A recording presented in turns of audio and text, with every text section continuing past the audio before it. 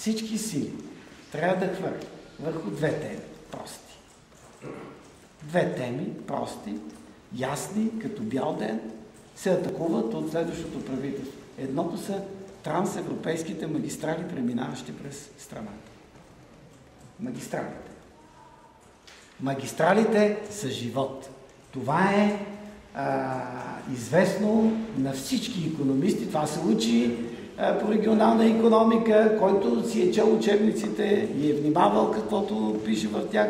Всеки знае, че всяка магистрала, така са възниквали цивилизациите, около магистралите на реките, които са били и транспортни, и всичко, и така нататък. Живота се възкресява през движещите се хора.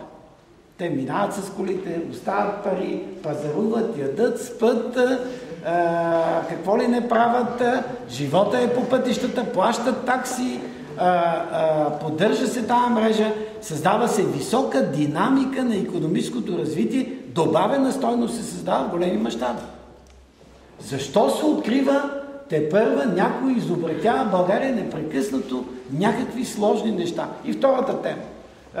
Да не казвам какви са сложните, защото изобретиха туризма, бетонираха Черноморското крайбрежие, унищожиха всички специални преимущества или голяма част от специалните преимущества, на които трябваше да се радва българския туризъм, за да привлече специални туристи от европейските страни. И втория проблем – водата. Вода. Вода, чиста, бистра, питейна вода.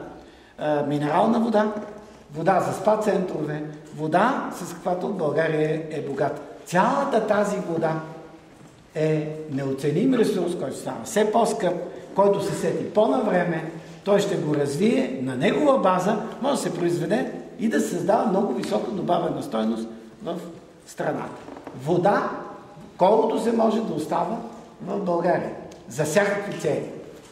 Това е политика, която ние сме начертали много отдавна, тогава, когато я обявихме за пръв път. Някакви взеха да се присмиват. Някакви хора там взеха да не разбират какво говорим и така нататък. Аз се боя, че много скоро ще разберат какво сме имали предвид, но ще са минали 15 години златни, в които можеха да бъдат направени много сериозни неща.